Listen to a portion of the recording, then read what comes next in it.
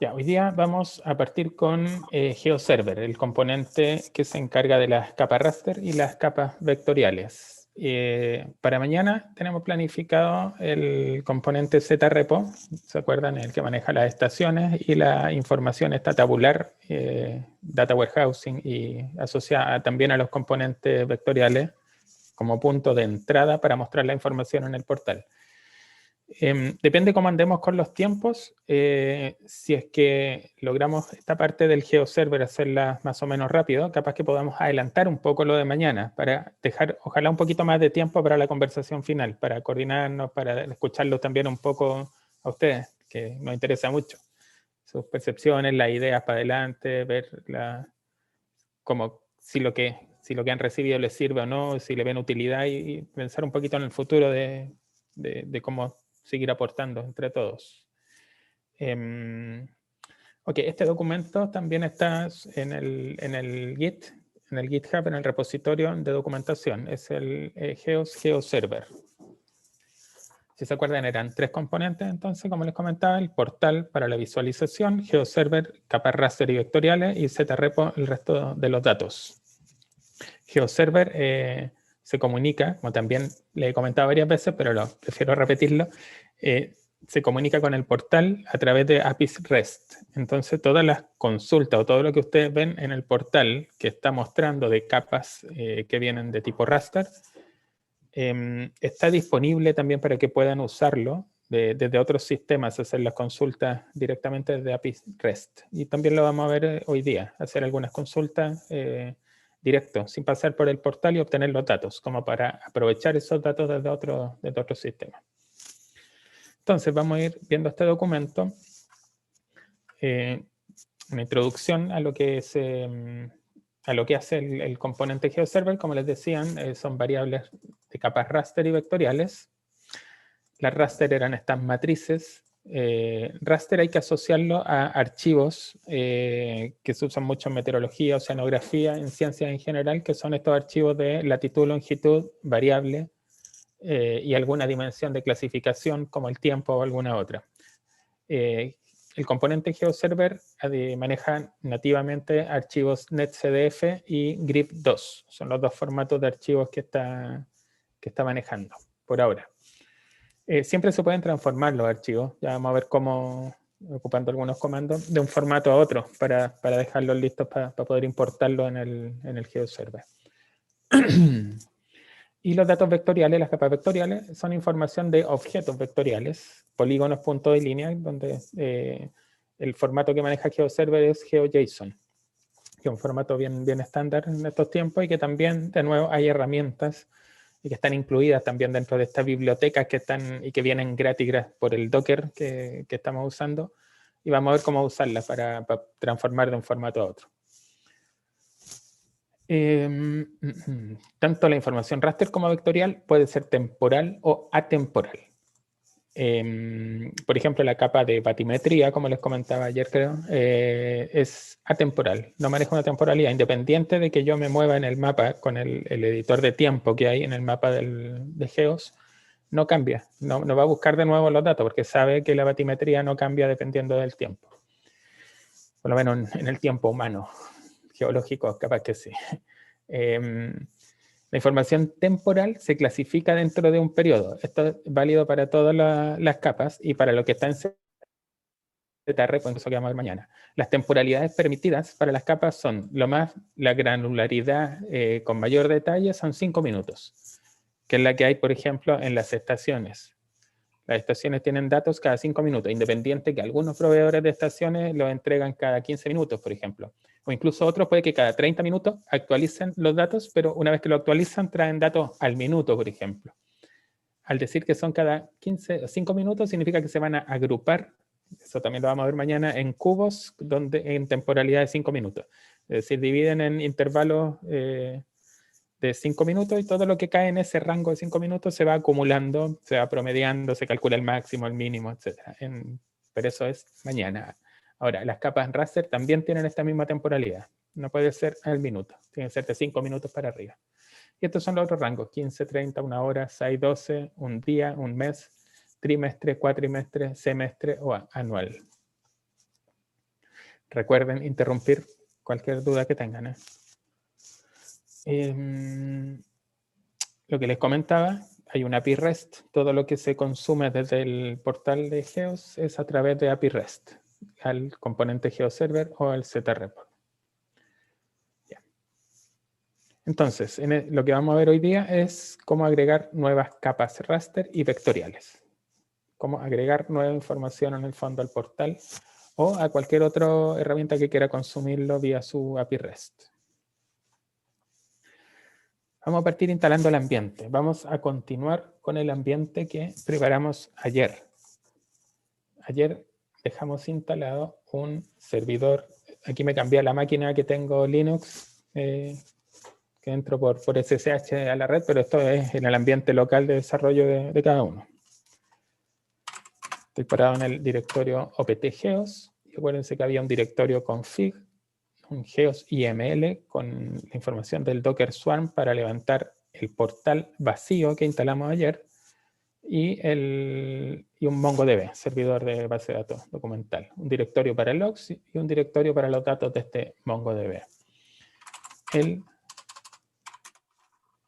La información para el Docker estaba acá. En el IML decíamos que queríamos un servicio que se llamaba DB para el MongoDB. De ahí, de esa imagen va a correr. Se va a inicializar con usuario y contraseña. Y los datos que él maneja internamente, esa imagen, en directorio DataDB, nosotros lo mapeamos a un directorio MongoData bajo el directorio actual donde voy a correr esto. Y teníamos el portal que lo bajábamos de esta imagen. Mapeábamos un puerto 8090, el puerto HTTP, por el que íbamos a consultar el portal. Y acá está la conexión a ese mismo servicio de base de datos a través del nombre. Acuérdense que esto nos creaba una red privada, el Docker Swarm, y con un DNS, por lo tanto teníamos una red por software. Teníamos el acceso con el nombre DB al servicio que está acá. Y le decíamos la configuración, sáquela de ahí. Acá tengo otra ventana apuntando al mismo servidor, opt-geos, donde mismo estábamos. En el directorio MongoData habíamos visto que había creado varios archivos. Son los binarios donde guarda las colecciones del data. Y el resto de los directorios, en el config, teníamos el archivo portal.json, que era un portal vacío, que incluso creo que está sin veamos. Esta versión está sin el plugin que creamos ayer. Eso lo hice en el equipo mío. Claro, está solo con el plugin base. Y está apuntando al GeoServer que está en la universidad y al ZRepo que está en la universidad. Entonces, si yo levanto esto, vamos a salir de acá, Acuérdense, vamos a ver primero si está corriendo Docker Stack LS. A ver si está corriendo el Geos. No, no está corriendo el Stack Geos en Docker. Entonces, hacemos el deploy, lo levantamos. Comando -c, el archivo Geos, y el nombre del stack es Geos y crea los servicios que están adentro.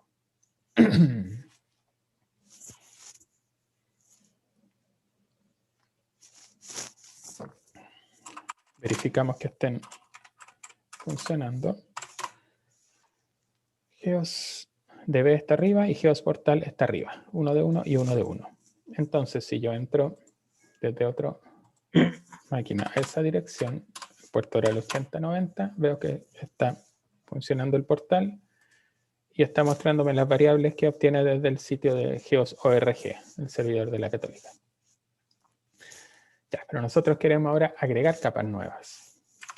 Entonces, lo primero que vamos a hacer es cambiar. Primero voy a bajar el servicio, voy a bajar el stack. Docker Stack RM, elimine el que le llamé Geos. Removió estos servicios. Si yo veo ahora un Docker Stack LS, veo que ya no está en la lista de los stacks que están ahí. Y si entro al portal de nuevo, no lo va a encontrar. No están dando. Ahora voy a agregar desde, si seguimos el documento,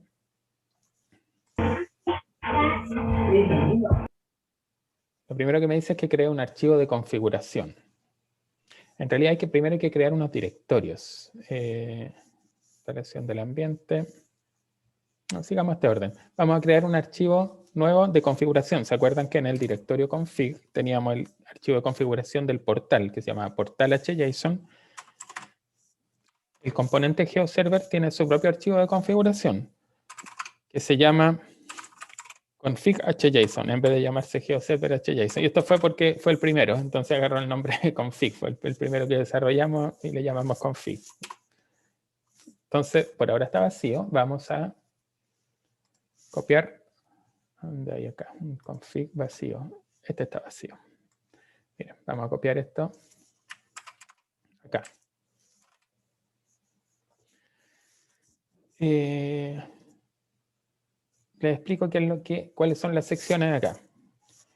En este archivo de configuración del GeoServer, primero hay una identificación de él mismo. Hay una sección que se llama This GeoServer. Yo soy. ¿Quién soy yo? Tengo un código que debe ser único entre todas las instalaciones de todo el mundo que van a querer conversar entre sí.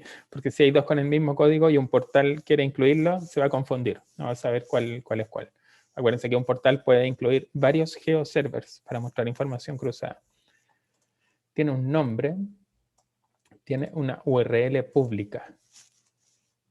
Esto lo vamos a mover mejor para que se entienda más. Una URL pública. Que la va a ocupar internamente cuando necesita publicar alguna información o decir busque esto en esta dirección.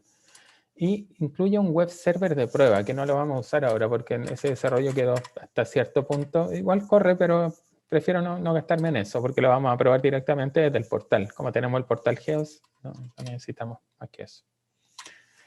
El web server. ¿Dónde va a partir el web server? En el puerto 8080. Esto se comunica con un API REST. Si hay un API REST por atrás, significa que hay un web server siempre. Aunque no se publique ni una página web, cualquier servicio que ofrezca sus servicios a través de un API REST, que ofrezca su funcionalidad a través de un API REST, significa que tiene corriendo por abajo un web server.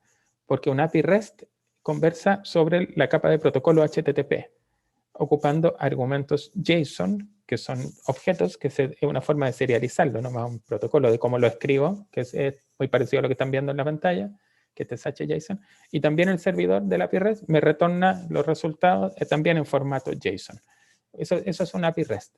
Ocupa por abajo la capa HTTP, pero no para mostrar páginas web, sino que para comunicar, para resolver funciones que se le invocan desde afuera. Entonces, este tiene que levantar un protocolo, un servidor web para poder conversar en un API REST, para poder ofrecer un API REST. Y acá viene la sección de metadata del GeoServer. Hay proveedores de información. Por ejemplo, la NOAA, por ejemplo, Copernicus, por ejemplo, la Biblioteca del Congreso Nacional, el INE, lugares de donde voy a sacar la información, y son los que se publican después cuando yo veo... que está abajo. Cuando yo buscaba una variable o una capa cualquiera y preguntaba por esto, acá me aparece un icono y un nombre. Este es el proveedor que se declara acá. Incluso el icono va a estar, esta imagen va a estar publicada en esa dirección, en ese GeoServer. Ya vamos a ver cómo. Después vienen los datasets. Acá la información se agrupa en datasets. Un dataset en GeoServer corresponde a un grupo de variables que se obtienen del mismo origen y con la misma temporalidad, que vienen juntas en el fondo. Por ejemplo, cuando descargamos la información del GFS 4 de la NOAA, se bajan archivos GRIP, en ese caso GRIP 2, donde cada archivo trae muchas variables. Entonces van a ser varias capas, la capa de temperatura, de presión, las que hemos visto en los ejemplos, todas vienen en un solo archivo original, que una vez que se importan en el GeoServer se separan en varios archivos, se recortan, se pueden hacer cálculos sobre ellas, pero originalmente vienen como un solo archivo que cada 6 horas se baja una nueva ejecución del modelo GFS y con pronósticos cada 3 horas hacia el futuro. Pero para nosotros es un solo dataset. Vamos a trabajar en GeoServer como si fuera un dataset con varias variables adentro. Y las escalas de colores también se declaran acá.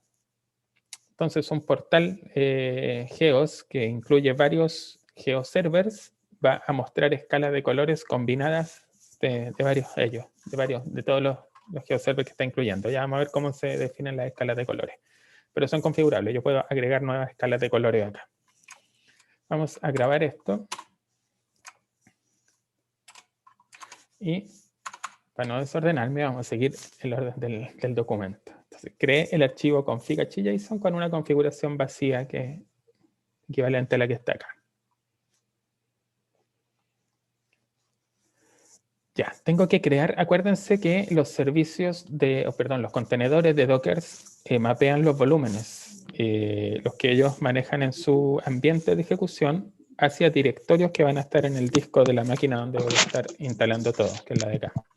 Entonces necesito en este directorio de acá, en mi opt-geos, donde estoy haciendo mi instalación, crear primero un directorio donde voy a publicar cosas web. Por ejemplo, estas imágenes, estos iconos de los proveedores. Yo los voy a proveer bajo un directorio www. Y otro directorio más que voy a llamar data.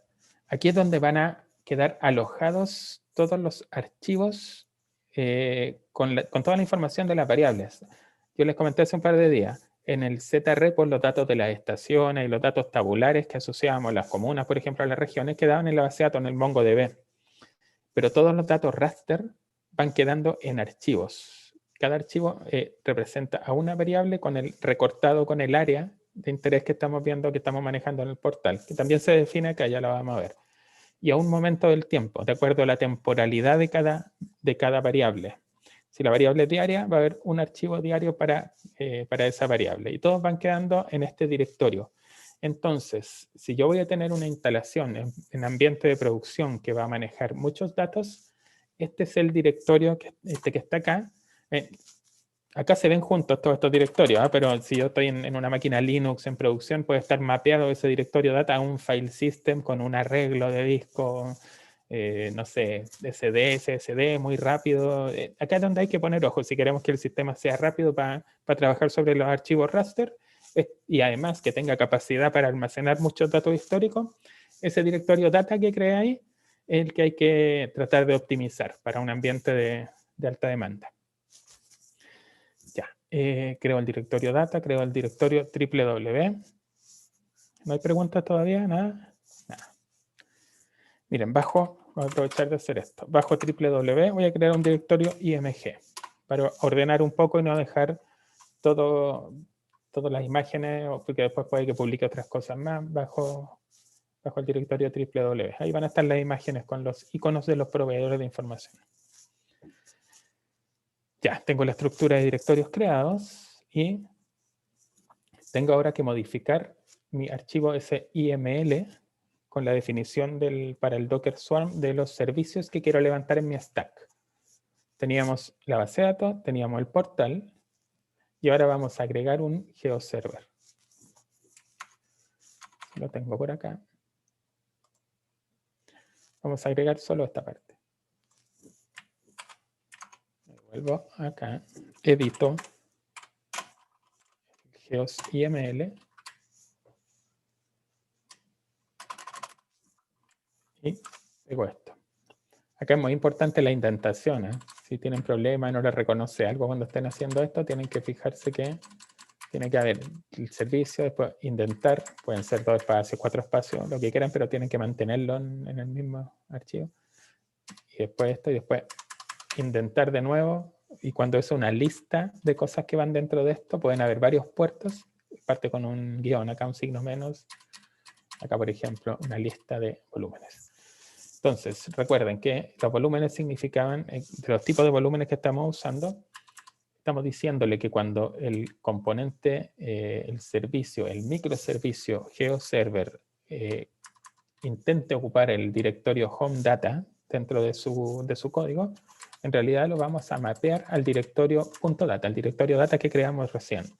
La configuración va a ser el mismo directorio que creamos ayer, el log también ya lo teníamos creado ayer, y el directorio www va a ser el que creamos ahora. Grabamos, salimos y estamos listos para hacer el deploy ya para probar. Vamos a ver. Sí, estamos listos para hacer el deploy. Entonces, docker stack deploy. Y el nombre geos. Y ahora de nuevo va a crear la red privada, va a crear la base de datos, va a crear el portal y el geoserver. Y acuérdense que si es la primera vez que lo hacen, se va a demorar bastante en echar a andar los servicios, porque tiene que descargar la imagen de cada uno de ellos. Aquí ya partieron. Está corriendo ya. Ya está descargada. Y además que la imagen está en el servidor que tengo al lado del otro, está en la misma red local. Muy rápido para bajarlo. Ya, vamos a ver en esta otra ventana. Me cambié la ventana de abajo porque quiero acá dejar corriendo, miren, ls-la logs. Ya, GeoServer genera un archivo de log diario con la fecha como parte del nombre del archivo. Y ahí va dejando, nos va mostrando las acciones que va haciendo, y los posibles errores van a quedar ahí también. Entonces, vamos a ocupar un comando de Linux. Si están en otro ambiente ahí pueden verlo. Es un archivo de texto común y corriente. Pero en Linux hay un archivo tail que me permite ir viendo la colita de un archivo de log. Ir viéndolo en línea a medida que se van agregando. Voy viendo acá. Voy a ver las últimas 200 líneas del archivo log GeoServer con la fecha de hoy. Y eso es lo que tenemos en el log. La última línea me dice que partió el servidor web escuchando en el puerto 8080. Veamos si es cierto. Veamos acá. Ese puerto 8080 es el puerto interno con que partió el GeoServer. Recuerden que es un contenedor de Docker, entonces puede que ese puerto interno no corresponda al mismo puerto externo que estamos usando. De hecho, acá está. Miren. El puerto 8080, que es interno al contenedor GeoServer, en mi máquina, donde estoy corriendo el ambiente de Docker, yo lo voy a ver como el 8180. Recuerden que si esto hay una forma de decirle cuántas réplicas quiero, cuántas instancias del proceso están ejecutándose al mismo tiempo para hacer balanceo de carga y tolerancia a fallo. En esos casos, todo esto van a correr en su puerto 8080 y el ambiente, el Docker Swarm, se va a encargar de levantar un balanceador de carga para ir distribuyendo el peso, pero todo se va a ver como si fuera un solo puerto 8180. Yo voy a entrar por un lugar al servicio web por el API REST o para ir a buscar las imágenes, y él me lo va a distribuir a todos estos procesos que están corriendo de alguna forma óptima para asegurar que se distribuyan el trabajo bien. Entonces, el 8180, yo podría ir a ver acá. Bueno, el 8090 estaban dando el portal, recuérdenlo. Y el 8180, ahí están dando. Este error no significa que no encontró la página, sí la encontró, pero la página me dice, no tengo nada que devolverte en la raíz, no tengo un index HTML, yo no estoy hecho para devolverte una página. No puedo hacer un get, un request de tipo get en la raíz del sitio que están mostrando. Pero, vamos a seguir acá. Bueno, ya tuvimos ese mensaje, pero sí puedo preguntarle por esto. Y aquí empiezo a ocupar el API REST. Como eso es un API REST, como les decía, funciona sobre el protocolo HTTP. El protocolo HTTP indica, se basa en, hay un modelo de capas de red. El protocolo HTTP está en la capa sobre la capa de transporte. Significa que agrega ya cierta lógica. Ya tiene resuelto el tema de que te voy a enviar estos 100 bytes o 100 kilos. Ya está resuelto el problema de que se van a recibir esos 100 kilos. Como un gran stream de datos, como un texto, por ejemplo, largo, pero ya está resuelto ese problema. Él asume que llegaron esos 100 y ahora le da formato. Este nivel de capa HTTP de protocolo dice ya, de esos 100 kilos que mandaste, primero va a ir un header que va a indicar el largo, después el formato, el encoding, el tipo de caracteres que se va a usar, etc. Y aquí recién va a empezar el cuerpo. Dentro de ese protocolo de HTTP hay un elemento que es el tipo de request que se le hace al servidor. Cuando uno entra a un sitio web y coloca una página así como esta misma que estamos usando, y yo doy enter acá, se produce un request, una solicitud de tipo GET. yo le estoy pidiendo que me devuelva algo al servidor. Cuando voy a hacer acá esto, es también un request de tipo get. Acá hice un request de tipo get. ¿Ya? A diferencia de esto, están los requests tipo post, por ejemplo, donde yo le voy a enviar datos al servidor, que es cuando quiero, por ejemplo, las API REST que publican estos listeners, estos escuchadores, para que se modifiquen los datos de las estaciones meteorológicas, por ejemplo. Ellos levantan un HTTP, una API REST, escuchando para un request tipo post. Entonces, dentro del post se le dice, este es el código de la estación, esta es la temperatura, la humedad, la presión atmosférica, etc. Y él hacia abajo sabe cómo llenar los datos correspondientes. Entonces, los principales son get y post. Hay otros más, hay otras formas más de trabajar, pero el browser, el navegador web, usa get. Hay algunas páginas por ahí que levantan formulario y dice submit. Eso ocupa un post por abajo. ¿Okay? Acá estamos entonces usando get y este API REST le estamos preguntando al servidor por la metadata. Aquí estamos ocupando el API REST que nos provee GeoServer. Y esta es un poco la pregunta que hacía ayer Luis Lascano, que decía, tengo esto corriendo, pero es magia. ¿Cómo sabe que el portal que levanté localmente le di la URL solamente del geos.org, del GeoServer que está en geos.org? ¿Y cómo sabe que ahora tiene todas estas variables? ¿Cómo sabe que tengo estas estaciones? Bueno, es porque los geoservers publican su metadata a través del API REST. Miren, esta misma que está acá, la voy a cambiar ahora a geoserver. Ahí vamos con... Está bien. Geos.org. Me dice lo mismo, no puedo hacer un get en la raíz. Aquí estamos conversando con el que está en la Católica. Y le pregunto por la metadata. Fíjense cómo cambia acá. Ese GeoServer tiene hartas cosas, comparado con este que no. Me dice, yo me llamo Geos, mi código es GeoStest, lo mismo que configuramos en el archivo config.json.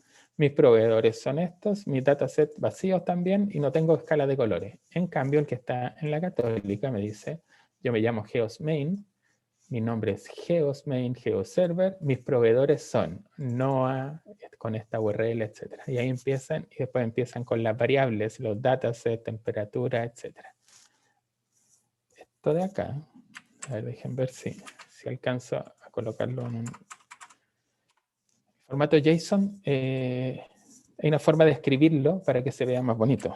Hay unos sitios por ahí que se llaman lint. Esto hace aquí está, aquí lo transformo. Eso que se veía plano acá para ahorrar espacio, para no, como se transmite esto por la web, no tiene para qué agregar los enter y después espacio para indentarlo. Pero un JSON tiene una indentación natural. Estos sitios JSON lint, hay un XML lint, hay varios lint que son para formatear y validar los archivos. Entonces lo que hice fue copiarlo y pegarlo acá y le puse validar y me lo formateó, me lo indentó de esta forma. Entonces vemos que aquí están los atributos de un servidor ya con hartos datos. Estos son los proveedores, la NOAA, GEPCO, donde está la batimetría, Copérnico, Biblioteca del Congreso Nacional, el INE, la red de estaciones del GEOS en el RIA, Servimet, Red Meteo, Red EMA, que la integramos hace poco, la DMC. Subpesca tiene algunos datos, Ministerio de Ciencia, la CHOA. Y después los datasets. ¿De dónde estamos sacando datos? De la NOAA GFS. Acá hay un grupo de variables. ¿Cuáles son qué temporalidad tiene? Cada 3 horas, porque los forecasts, los pronósticos vienen cada 3 horas en el futuro. Después vienen las variables. Cada variable, bueno, acá lo está juntando. Cuando yo le pregunto la metadata al GeoServer, me muestra todo esto junto. Después vamos a ver que se configuran por archivos separados cada dataset. Queda mucho más ordenado, más simple que estar configurando todo en un gran archivo. Aquí están todas las variables que provee la NOAA GFS, son hartas. Y después viene NOAA WW3, modelos de ola. Son las variables que están ahí con sus unidades. Fíjense que incluso me dice cuántos decimales le gusta ver en la pantalla y cuáles visualizadores por default debería levantar. Soporta vectores. No, este es claro, sí. Sí, quiere verse como vectores. cuáles son los formatos de consulta que cada variable soporta. Esta de acá soporta un valor en un punto, la grilla de los datos, isolínea, isobanda y una grilla de vectores. Esta es una variable tipo vectores. Bueno, y ahí siguen y siguen las variables. Después, de Copernicus, más variables. Y acá vienen algunas capas de vectores. Un dataset de tipo vectorial que tiene archivos adentro, que tiene comunas, por ejemplo. Las comunas tienen propiedades, nombre común, nombre. Ya nos vamos a meter en más detalle de esto. Bueno, esa es la metadata. Esa es la forma como... Aquí están las escalas de colores, ¿verdad? Sí, también es importante esto. Tienen un código y un nombre y después un tipo. Hay escalas que son lineales, HCL. HCL es parecido al RGB, pero va con Hue, Saturation, Level, no me acuerdo. Ya que algo... Se cambian otros parámetros en vez del RGB, en vez de decir los colores, se cambia la tonalidad, la saturación, etc. Y hay otros que son transparencia lineal, por ejemplo, que van desde 0 hasta 255 cada uno, que es la que ocupamos para las nubes, mostrar nosotros. Van de 0 al blanco, o sea, de transparencia hasta el blanco. Y acá empiezan otras que se manejan como archivos .pg, que es un formato que permite especificar rangos con colores. Para este rango de valores, estos son el color RGB que está asociado a ese rango de valores. Y esos se publican bajo el directorio www que creamos, que ya vamos a ver cómo se usa. El servidor, cuando levantamos un GeoServer, entonces acuérdense que creamos un directorio www, yo les dije que era para crear las imágenes. En realidad no es solo las imágenes, es contenido estático, que ese GeoServer, además del API REST de conversar en JSON y con datos, puede publicar imágenes y puede publicar estos archivos que van a quedar ahí, PG. Entonces, cuando yo levanto un GeoServer mío, voy a publicar las imágenes de los proveedores de los datos que están ahí y además puedo publicar estos archivos nuevos de escalas que quiero ofrecer. Ya, volvamos. Entonces, volvemos al caso mío donde no tengo nada todavía. Mi metadata está vacía. Vamos de a poco a ir agregando una capa vectorial y después una capa raster. Lo primero que vamos a hacer es copiar una imagen para que vean cómo se agregan. Aquí teníamos entonces el directorio www. En el documento hay una ruta por ahí. Ok, ya, sigamos este orden para no perdernos. Fíjense que nosotros creamos un directorio data y lo habíamos creado vacío. Y yo les dije, acá van a ir quedando los archivos históricos de las capas raster, los GRIF o NetCDF. En ese directorio en realidad se crea una estructura de datos para ir manejando los archivos en distintos estados. Miren, el directorio data. Dentro de eso creó subdirectorios. Archivos que no pudo procesar. Que están descartados. Otros que quedaron con errores. Descartado significa que no encontró nada para procesarlo. No valían, no sirven para él, eran inválidos, ni siquiera los trató de procesar. Con errores significa que trató de procesarlo y ocurrió algún error. Archivos que terminó de procesar. Import es como la bandeja de entrada. Cuando yo quiero un archivo nuevo, resultado de un modelo, de un dato satelital, de lo que sea, un archivo NetCDF o GRID, quiero importarlo, tengo que solamente copiarlo en este directorio import que me creó el GeoServer. Y después con la configuración vas a ver cómo recortarlo, cómo hacer cálculos incluso sobre las variables que están adentro, cómo extraer valores, y después lo va a dejar en otros directorios que va a crear acá por cada proveedor, por cada dataset, perdón. Va a ir creando directorios con las fechas hacia atrás históricas. Un directorio TMP que ocupa para algunas cosas temporales y un directorio working que es donde deja los archivos que uno coloca en el import, los mueve al working hasta que termina y ahí pasan a discarded si no encontró nada, con errores, o finished si es que uno les dijo que quería guardarlo. ¿Eh? Si uno les dice bórrelo, lo borran porque como va guardando datos históricos y son archivos muy pesados, en la mayoría de los casos no conviene ir guardándolos, porque uno ya extrajo lo que quería de datos para mostrar. Entonces, esta es la estructura de datos que me creó automáticamente. Y para nosotros por ahora el más importante es import, porque ahí vamos a tener que copiar cosas. Bueno, volvemos al www. Y el www adentro tenía una imagen, un directorio de imágenes, pero que está vacío, no tiene nada. Vamos a copiar. Yo tengo por aquí ya, lo bajé. Desde acá dice, en realidad hay un proyecto, déjenme mostrarles dónde está. En GitHub hay un proyecto, aquí está, GeoServer Demo. En este proyecto están los archivos de ejemplo que vamos a usar acá. Voy a copiar en el chat. Ahí está la URL. Si quieren pueden hacer un git clone en un directorio local de ustedes y va a bajar todo lo que está acá. Porque estos son los archivos de ejemplo que vamos a usar para hoy día. Entonces la imagen que vamos a ocupar, vamos a copiarla desde aquí. Ahí está el GeoServer Demo. Yo hice un git clone, como les decía.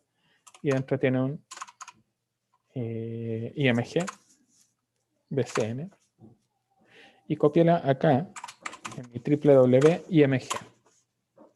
Listo. Entonces ahora si veo mi directorio IMG, tiene un BCN-PNG. Como está copiado dentro del directorio www, eso actúa como un servidor web estático. Entonces si yo coloco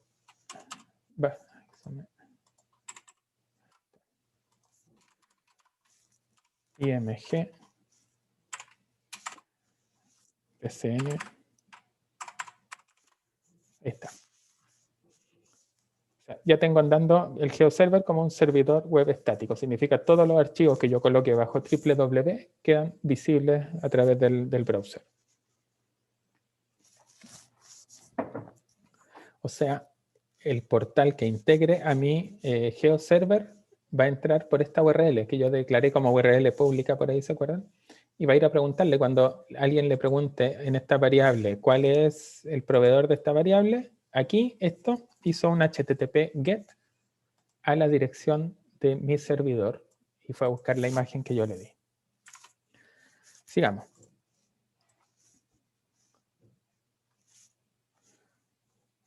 Ya. Vamos con datasets vectoriales. Primera prueba, vamos a agregar una capa. Vamos a agregar una capa con los datos que descargamos desde la BCN, Biblioteca del Congreso Nacional, que son puntos con los aeropuertos de Chile.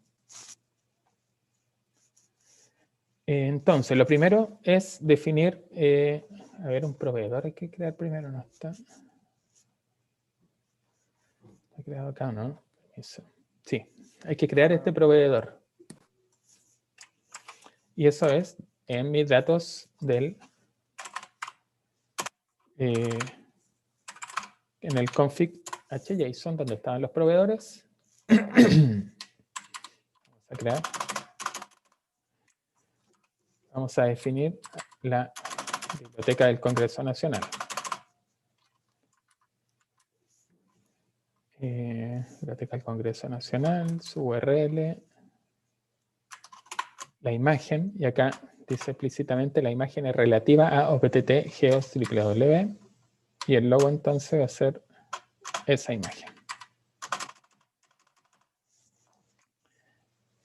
Acuérdense que acá abajo estoy viendo el log del archivo, del GeoServer, del servicio GeoServer.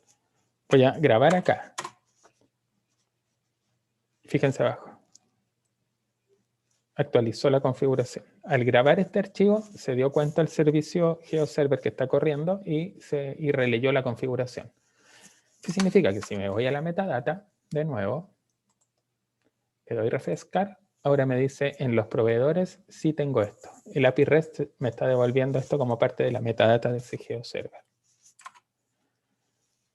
Seguimos. Vamos a crear ahora un dataset nuevo.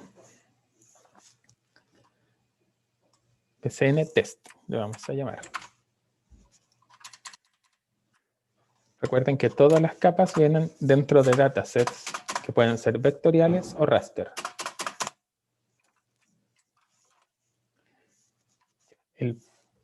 El dataset se llama BCN test, el nombre prueba BCN y el provider tiene que ser un código que exista aquí. Si no va a reclamar, va a haber un error. Ahora, cuando yo grabe este archivo, acá en el log vamos a ver que va a aparecer un error. Eso se relee cada 5 segundos, acuérdense. Y aquí me dice.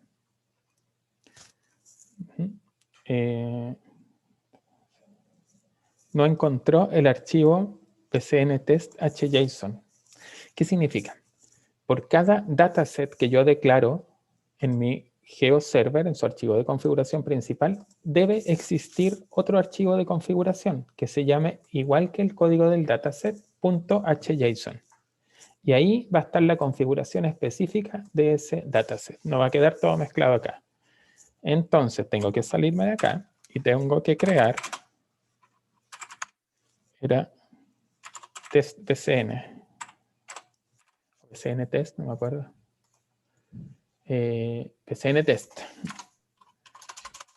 En el log. Sí, en el log de veras. BCN test.hjson. Ya. ¿Y qué vamos a copiar ahí? A ver si lo tengo por acá ya más bonito indentado, parece.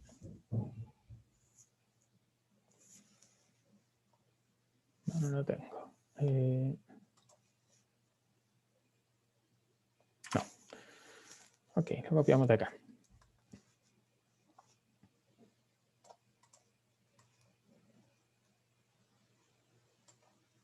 Vale. Anda al revés esto.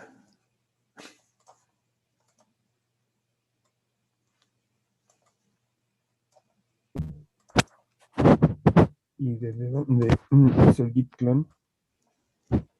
Estaba ahí, no me acuerdo.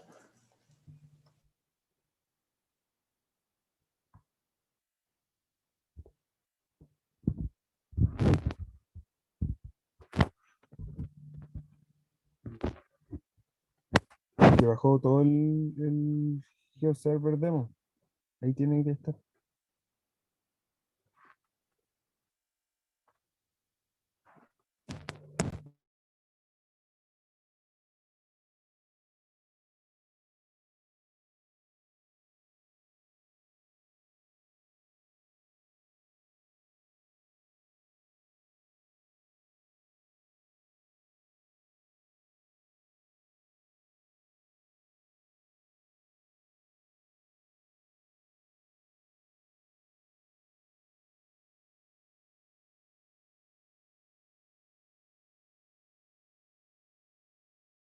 Se cayó.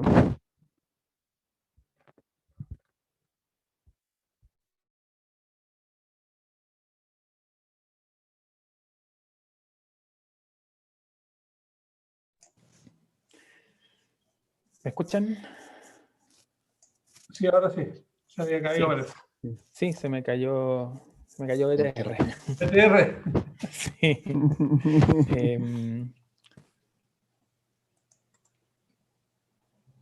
Voy a volver a compartir. Estoy con el teléfono ahora. Me avisan si anda muy lento. De hecho, voy a apagar el video mejor. No, se escucha bien. Sí, a lo mejor tienes que tomarte un poco más de tiempo cuando muestras algo en pantalla porque demora en reaccionar. Ya. Ok. Claro, se me fue acá hasta la conexión. Estoy sin la red No estás interna. compartiendo. No voy a poder. No estoy compartiendo. No, no se ve nada.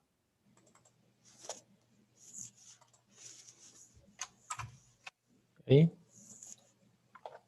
Ahora sí. Ya. El problema es que se me fue. Ahí sí. Se me fue también la red interna.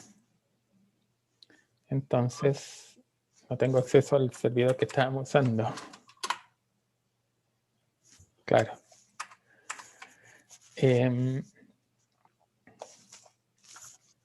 A ver.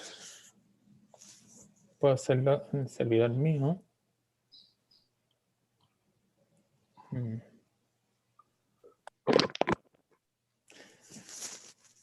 O esperar que parece que ya tengo mi red de vuelta. Se me va a desconectar. Voy a probar y me conecto de nuevo. Jota, lo otro sería hacer una pequeña pausa, aunque sean recién las 10, tipo 15, ¿te parece, no? ¿O te desconfigura mucho el curso? Ya se desconectó ya. Ya lo perdimos. Ya lo perdimos. Sí. Son situaciones que ocurren eventualmente, así que tener poco paciencia. Estamos en Chile, estable.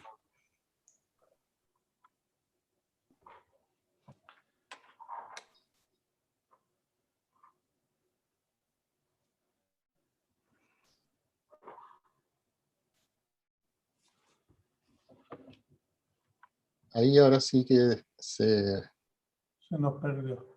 se cayó todo, sí. Vamos a esperar a que aparezca de nuevo. Sí. Bueno, de todas maneras, como buen animador, para rellenar un poco, vamos a hacer un... Ahí volvió, ahí volvió. Rellenen nomás. Oye, Jota, ¿no otro que podríamos hacer un pequeño break o no? ¿Te parece?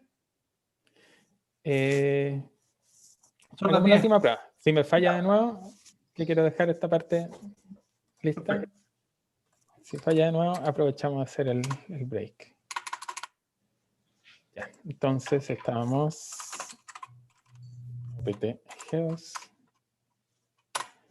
y vamos a configurar el bcn test. No veo que estés compartiendo. Ah, gracias.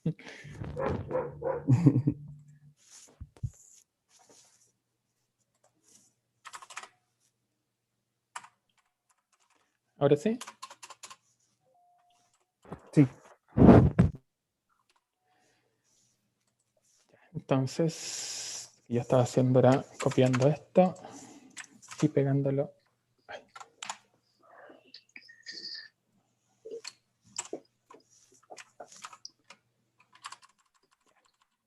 Pero quedó sin formato. Vamos a aprovechar de ir explicando esto.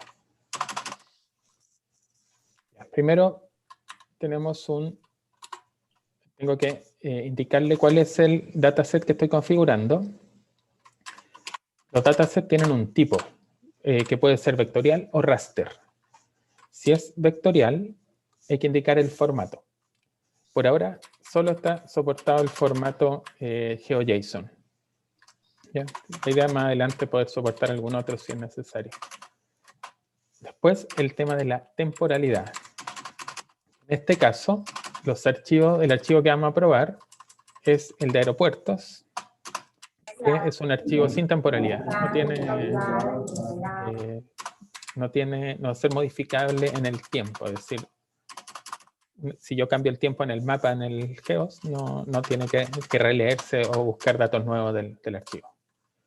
Y el resto son datos para el portal. A ver. File, no tiene nada por ahora. Voy a grabar esto, a ver si abajo en el log me dice que se arregló el problema o no. Ahí está. Ahí lo leyó. Miren acá. Me dice, leyó el config.json y desde ese saltó este otro, leyendo el bcn test JSON que creamos acá. Entonces creamos el archivo de configuración para la nueva capa que vamos a agregar, pero todavía no le decimos que tenga ningún archivo dentro de esa capa. ¿Ya? Vamos a ver qué me dice la metadata. Vamos a releer esto y se me agregó ahora esto. Datasets, bcn test, proveedor, vectorial, no tiene archivos. Perfecto, sigamos.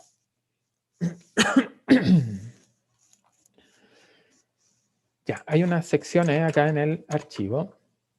En particular, bueno, esto es la forma de manejar el caché. Cuántos archivos almacena en memoria para no tener que ir a buscarlos de nuevo. Eso lo hace más rápido para los archivos que más se usan. Incluso cuántos tiles vectoriales tiene que almacenar también en caché, en memoria. Estos son parámetros que hacen que ocupen más memoria o no. Uno va jugando hasta y puede ir monitoreando la memoria de los procesos en Docker. Acá uno le indica si ocupa caché o no. Search tolerance. Esto de acá interesa si es que la temporalidad es distinta de known. Es decir, si la temporalidad es, por ejemplo, 3 horas, y yo le digo que el search tolerance es 0, significa que va a buscar dentro del rango de 3 horas. Si yo le pregunto por un momento del tiempo, va a buscar 1 hora y media para adelante y 1 hora y media para atrás. Nada más. Si yo le digo que el search tolerance es 1, va a buscar desde el momento que le pregunto a un periodo hacia adelante, es decir, 3 horas en el futuro y 3 horas en el pasado. Si es 2, 6 horas en el futuro, 6 horas en el pasado. ¿Ya? Eso indica la tolerancia de búsqueda temporal. Y estos de acá son los temas, que cuando yo busco en el portal, uno puede buscar, filtrar las capas por tema, son los que en cuáles temas se registra este dataset para las búsquedas. Y acá vienen los archivos que vamos a manejar, que todavía no hay ninguno. Ya, hay un archivo con aeropuertos. Esos datos de aeropuertos están como un GeoJSON. Vamos a mirar acá. Aquí tengo descargados los datos del proyecto GeoJSON aeropuertos. Miren. Esto es el formato GeoJSON. Es un objeto JSON, igual que todo, parte con una llave, nombre de atributo, 2 puntos, valor. Y el valor, acuérdense que era recursivo. El valor puede ser un tipo básico como este, puede ser otro objeto como este, es decir, parte con una llave. Entonces, el atributo CRS dentro de esto es otro objeto que tiene un tipo y tiene properties, que a su vez es otro objeto y que tiene un name, y ese es ya un atributo básico, que es un string. O puede ser un arreglo. Todo esto de acá no nos interesa por ahora, pero sí nos interesa esto. ¿Cuáles son los features que tiene el GeoJSON? Estos son los objetos vectoriales que vienen adentro de un GeoJSON.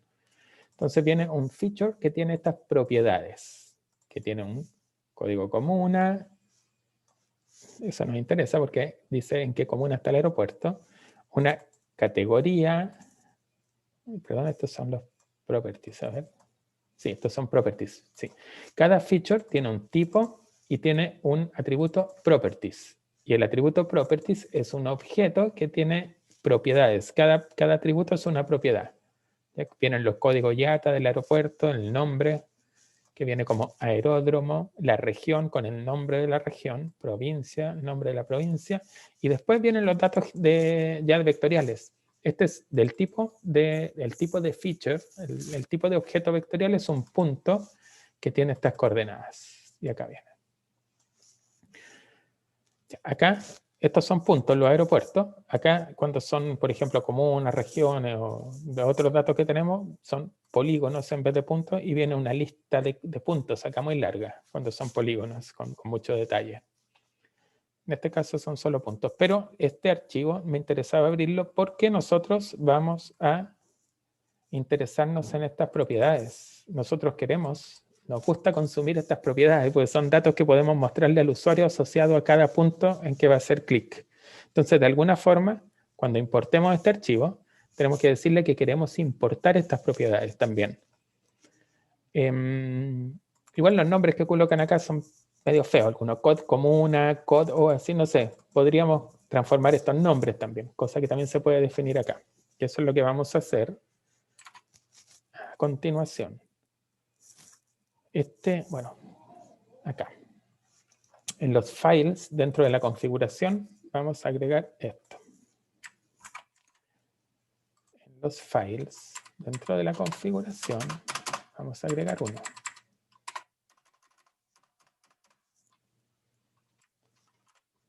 Ya, vamos a ir intentando esto. Este archivo se llama aeropuertos. Se va a manejar en caché. Va a manejar tiles de caché, los cuadritos de esto, pero que en realidad son vectoriales, y va a tener un nombre común, Aeropuertos de Chile. Tiene metadata, que ya les explico esto.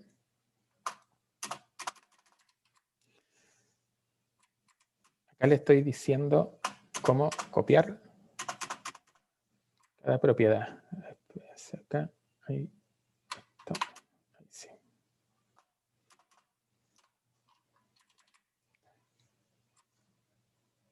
Como una categoría.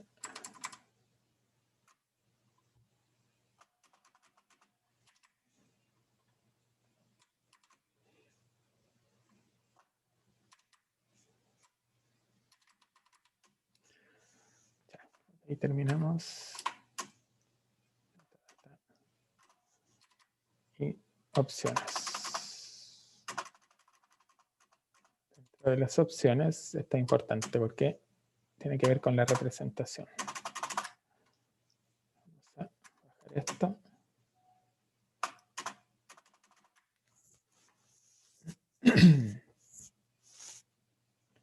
Vamos a bajar este también.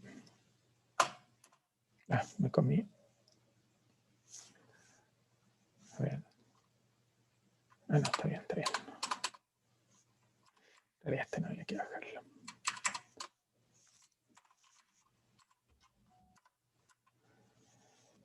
Ya, estoy tratando de ordenarlo para que se entienda más o menos claro lo que está ahí. Options. Y ahí quedamos. Vamos a grabar. Y si es que me equivoqué en algo, me va a reclamar abajo. Y ahí está, leyendo el dataset.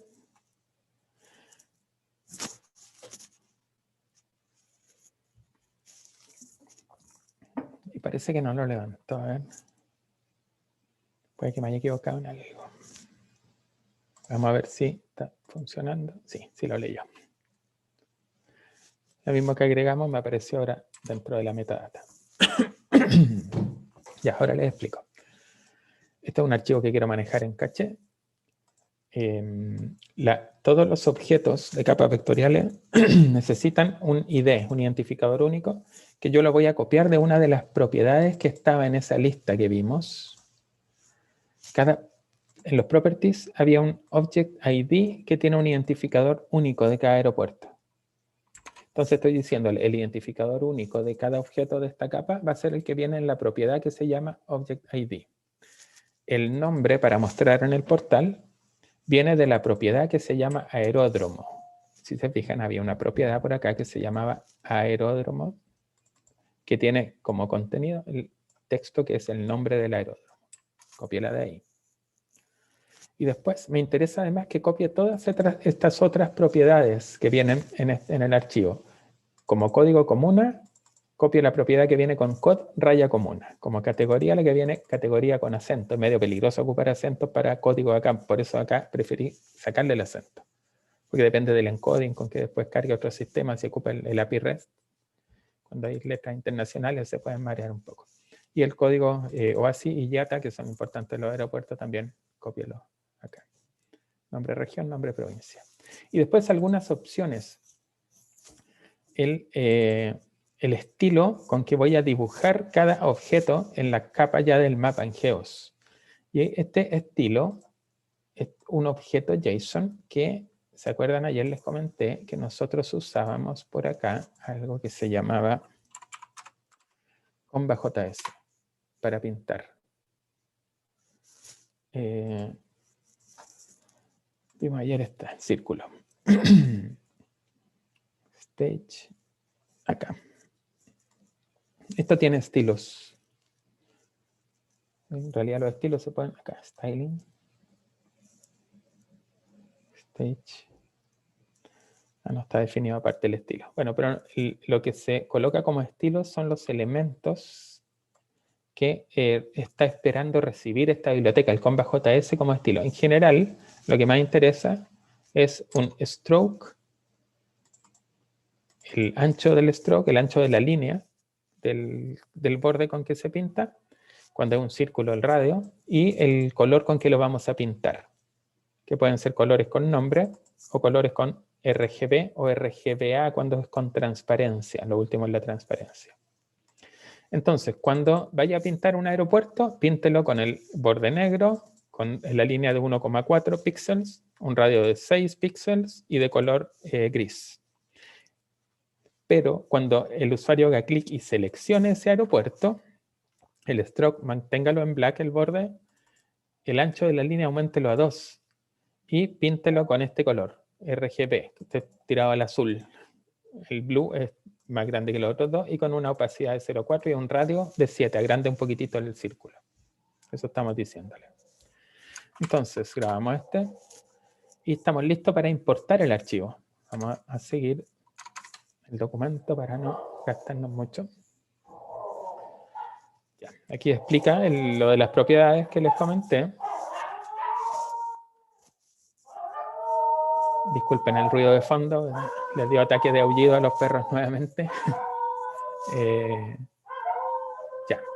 Ahora necesitamos a nuestro portal decirle que ocupe nuestro GeoServer. En ninguna parte le hemos dicho al portal. El portal estaba apuntando al GeoServer que está en el servidor de la universidad, pero no está apuntando al servidor que tenemos localmente. Entonces necesitamos salir de acá primero. Config portal. Y en los servidores que tenemos acá, GeoServers. Estamos apuntando a ese, pero vamos a agregar un nuevo servidor, que va a ser el servidor. A ver, como esto yo lo voy a preguntar desde otro, acá dice localhost, pero yo lo estoy ejecutando en otra máquina. El browser va a correr en otro servidor que en mi máquina local es distinta al servidor que estoy mostrando aquí en estas consolas. Entonces voy a colocar la dirección IP. Ese. 8180 era. Porque si no, cuando corre el browser va a ir a localhost y localhost es la máquina donde estoy corriendo el browser y no está corriendo ahí el servidor, está corriendo en esta otra. No lo encontraría. Ya, apunto a ese y si yo pruebo ahora entrar a mi servidor local, vamos al mío, al que estoy corriendo acá, 190, y veo agregar capas, puntos o áreas de interés, me aparece aeropuertos de Chile. Ahora, si yo la trato de mostrar, no me va a mostrar nada. De hecho, se me va a caer, pero abajo me va a tirar algún error, yo creo. Ahí está. No data, no lo encontró. Porque todavía no hemos creado, no hemos importado el archivo. Pero ya por lo menos me está apareciendo acá. ¿Por qué? Porque en la metadata le está diciendo, sí, yo tengo ahora una capa que se llama aeropuertos, que es de tipo vectorial. Entonces ahora tenemos que hacer que importe el archivo. Como ya configuramos el dataset y le dijimos cada propiedad de dónde tenía que copiarlo y cómo que no tenía temporalidad, le dijimos todo lo necesario, entonces bastaría con que tomáramos, déjeme seguir acá, con que copiáramos el archivo GeoJSON original, sí, y lo movamos a ese archivo al directorio de importación. Entonces vamos a copiar, vamos a estar mirando acá abajo, que esto nos va a ir diciendo lo que hace este log. Copiar desde apt files demo GeoJSON aeropuertos, ¿a dónde? Al directorio data import. Acuérdense, esto es cada vez que quiero meter datos nuevos, ya sea datos atemporales como este que van a quedar fijos o datos temporales cada cierto tiempo, hay que dejarlos en este directorio import. Y acá debería yo tener alguna retroalimentación. Ahí está. Oh, un error. Miren. No dataset declared with code aeropuertos. Perfecto, porque no se llama aeropuertos. Se llama, como le pusimos al dataset, a lo mejor me equivoqué en el nombre.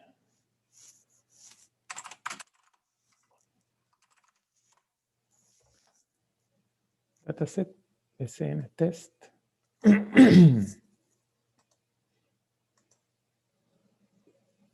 Ya, tiene que llamarse BCN test raya aeropuertos. Creo que debería estar acá.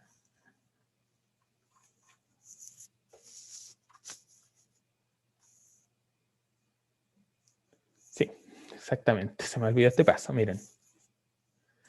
El nombre con que yo, para que no se confunda el GeoServer, recuerden que tenemos el dataset y dentro del dataset el archivo. Yo podría tener dos archivos que se llaman aeropuerto, pero que uno venga de la BCN y otro de algún otro proveedor. Entonces, lo primero que hay que hacer es, el nombre del archivo tiene que comenzar con el nombre del dataset, seguido de una rayita abajo y después el nombre del archivo.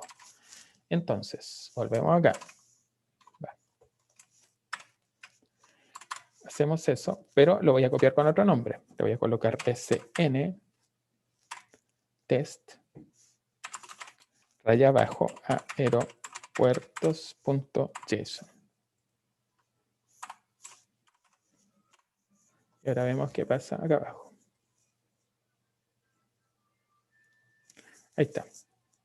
Bueno, el anterior lo movió a file with errors. Ahí me quedó el archivo que intenté antes.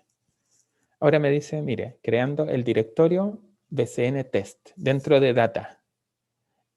Abriendo el archivo aeropuertos, procesando el archivo BCN test aeropuertos y dejándolo en BCN test aeropuertos JSON.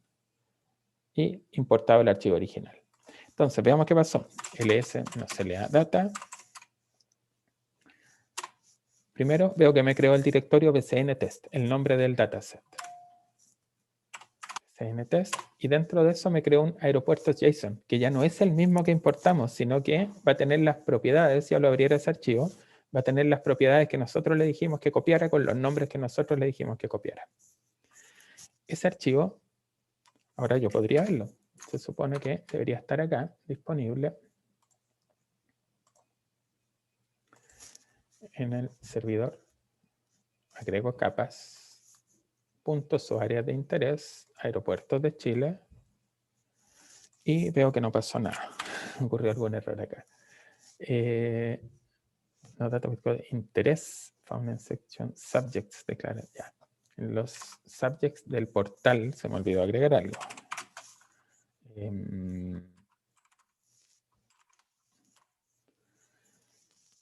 Recuerden que acá había una sección con aquí.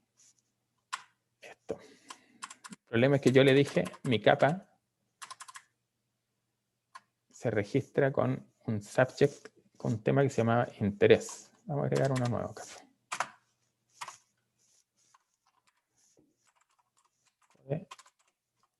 Interés.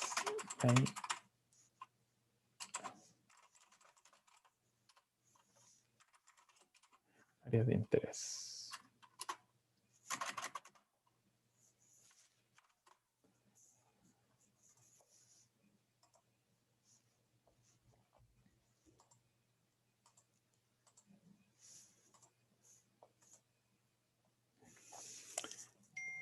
No encontró datos. Veamos qué pasó aquí. Esta data.